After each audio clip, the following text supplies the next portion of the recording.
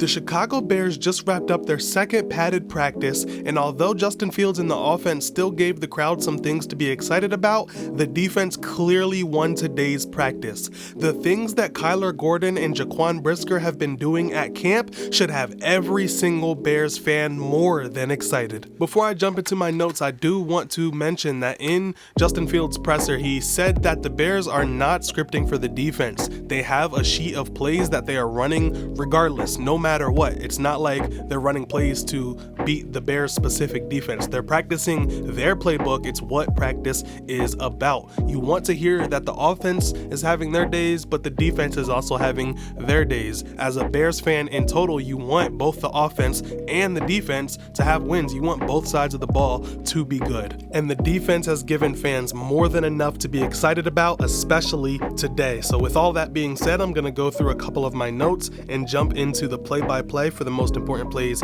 of the day. So as far as injuries go, the injury list is slowly piling up. We put the pads on yesterday, so guys are going to start to get banged up. Running back Roschon Johnson missed his second day of practice. He's yet to have a padded practice. Dante Pettis has been on the non-football list. He hasn't been in the building. He was in the building today, but he did not participate. Nate Davis, DeMarcus Walker, and Jack Sanborn were all out with some undisclosed injury. Fullback Kari Blasingame was out yesterday. He was back today. Defensive tackle Justin Jones was out today. Dominique Robinson was limping after some one-on-ones, and it could have been some cramps. I don't think it was too serious. And Tevin Jenkins was injured in the middle of 11-on-11s. He left practice with the trainer, so not sure what's going on. Again, the injuries are not disclosed, but that is it for who is injured right now. So now we're going to go rapid fire through the one-on-ones from today's practice. Cole Kmet had the first catch. Chase Claypool had the second catch versus Terrell Smith. Then Jalen Johnson intercepted Nathan Peterman while covering Tyler Scott. Good to see Jalen Johnson getting his hands on the ball. DJ Moore wowed the crowd with an amazing route for the catch and score with Tariq Stevenson in coverage. Then Tyler Scott absolutely broke Jalen Johnson's ankles, had Jalen Johnson slipping to the floor, and Tyler Scott caught the ball and finished for the touchdown, so that got the crowd really pumped up. DJ Moore schooled Tariq Stevenson for a second time. Darnell Mooney jammed at the line by Kyler Gordon. Then Darnell had a really nice release, but Kyler Gordon broke up the pass. That's all I have for the one-on-ones. Then the team jumped on to 11-on-11s. It was a pretty ugly first drive for the offense, which started with a Fields to Chase Claypool incompletion. Then Fields connected with Chase Claypool, and Chase broke free for 20 yards. That was a really good play. Fields got the ball in Claypool's hands, and then Claypool started pointing to set up his blockers for a very nice pickup. Then there was a delay of game on the offense. Then Fields checks down to Khalil Herbert in the flat for a nice gain. And then Kyler Gordon jumped in front of Velus Jones and intercepted Justin Fields. That was an amazing instinct by Kyler Gordon, and this is just where Kyler starts to get heated up. Then on the next drive, Justin Fields connected with DJ Moore. Then Kyler Gordon had a diving tackle for loss with Treston Ebner running the ball. Then Kyler Gordon blitzed and had a would-be sack. Fields just finished the play for the sake of the rep, found Chase Claypool over the middle. So Kyler Gordon, interception followed by a tackle for a loss followed by a sack. That dude is balling out at the nickel position. I mean, if I didn't know any better, if these practices really meant anything, I'd have him as an all-pro corner right now. Hopefully all of this translates into the regular season, obviously, but I mean, I'm super excited for Kyler Gordon this season. So then at some point, edge rusher Terrell Lewis had a nice rush against Braxton Jones, and Cody Whitehair got pushed into Fields on that play. Not what you want to hear from your center. Then the very next play, Cody Whitehair had a bad snap, and it was a dead play. So a little bit of concern going on in the interior of the offensive line. It is early, it's not the end of the world, but definitely don't want to hear stacking up bad plays from Cody Whitehair.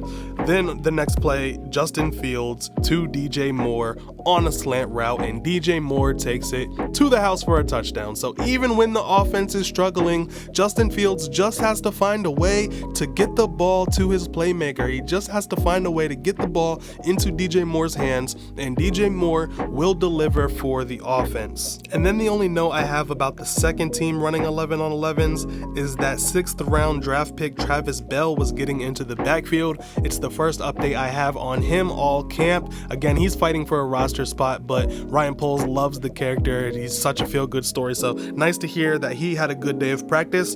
The team broke and did special teams. Then they reconvened for a second session of 11 on 11s. Chase Claypool crack blocked TJ Edwards, had a nice thump, started jawing at TJ Edwards and got pretty chirpy there, but on that same play, Tremaine Edmonds blew up a pitch play to Deontay Foreman. The next play, Justin Fields has plenty of time to throw, so it's nice to hear that the offensive line kind of bounced back a little bit. Nobody was open though. The secondary was in pretty solid coverage, so Fields had to check it down to Khalil Herbert, and rookie linebacker Noah Sewell stopped him at the line of scrimmage.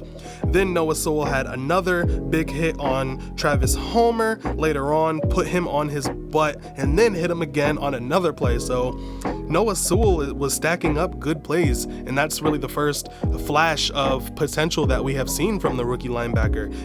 Especially with Jack Sanborn out on injury, it's nice to hear that Noah Sewell was getting heated up today.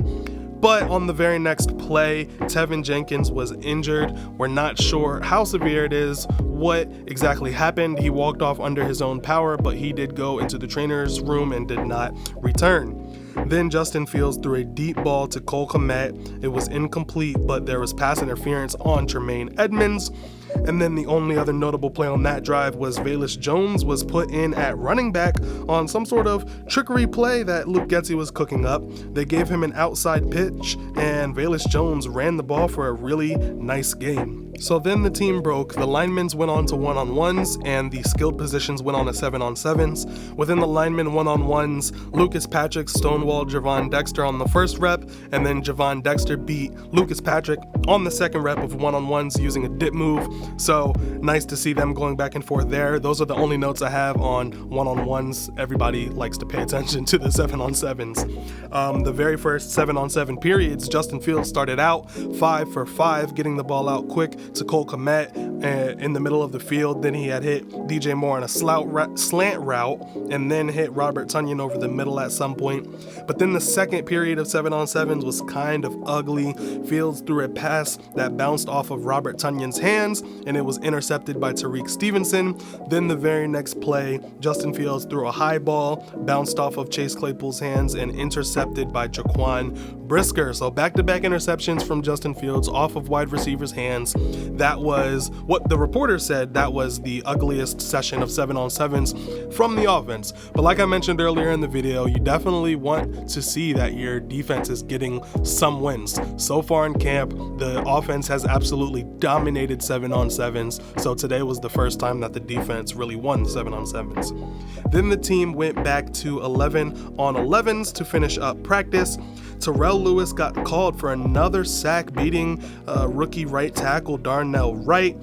They blew the play dead. Justin Fields was not happy with the call at all. He thought he would have evaded the sack, but Terrell Lewis got around the corner so fast they had to blow it dead. Then Khalil Herbert had a dropped screen pass on third down. Darnell Wright pancaked Trevis Gibson on that play though, so that's pretty noteworthy there. Then Trevis Gibson got a stop on the next play. He, despite being pancaked, he had a pretty good day overall in practice, per reports.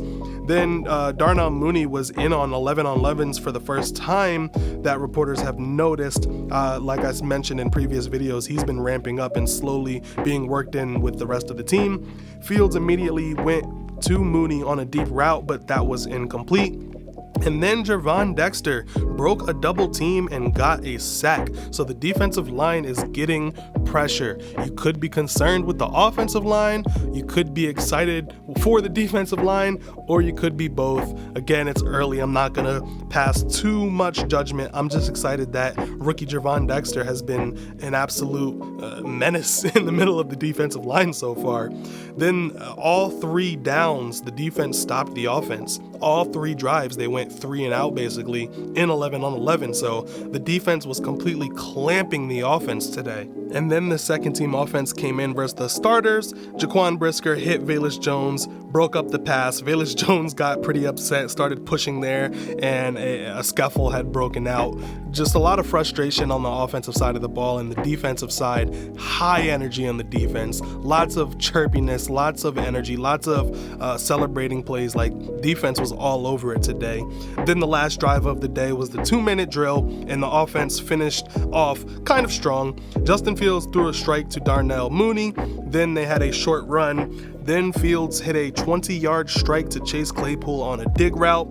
Then Fields found Cole Kmet 3 plays in a row, and they ended up on the 6-yard line, but the defense kind of turned it up right there, and the offense had to settle for a field goal. And that's how practice ended. So overall today, like I said, the defense clearly won the day. Jaquan Brisker and Kyler Gordon are looking like an amazing dynamic duo. They're looking like potential breakout candidates this season. Kyler Gordon is absolutely everywhere during practice. Didn't really hear too much about Jalen Johnson or the other cornerbacks, the rookies Tyreek Stevenson, Terrell Smith, and so forth and so on. But it's nice that I heard some flashes from Noah Sewell, heard a little bit from Travis Bell. Terrell Lewis is making his name known once again. He had a couple strong practices to begin, kind of went quiet the previous 2 days, but today he was all in the backfield. And Gervon Dexter is looking like a stud defensive tackle.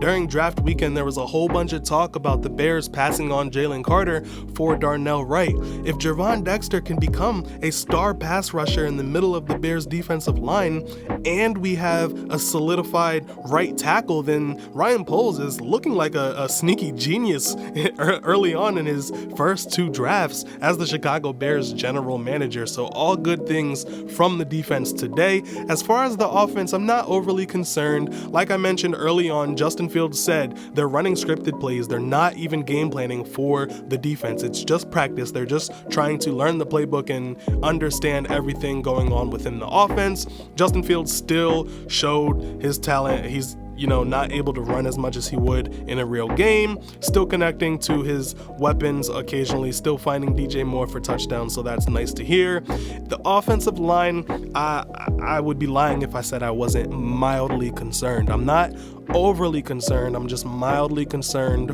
with Tevin Jenkins' health and Nate Davis's health, and Cody Whitehair seemingly being pushed back into Justin Fields multiple times. So I'm not giving up hope. I'm not saying that our offensive line is going to be as bad as it was last year. It's definitely still an upgrade, but it does seem that there may be some times this season where Justin Fields is going to have to evade pressure coming from the middle of the line. So that's something to keep an eye on. Hopefully Tevin Jenkins' injury isn't serious. Hopefully Nate Davis can get back to practice at some point soon. But if I had to look at the team as a whole, I'm excited with the quarterback, the running backs, the wide receivers, the D-line, the linebackers, the cornerbacks, heck, even special teams. So overall with the team, I'm happy. It's just a little bit of concern with the interior of the offensive line.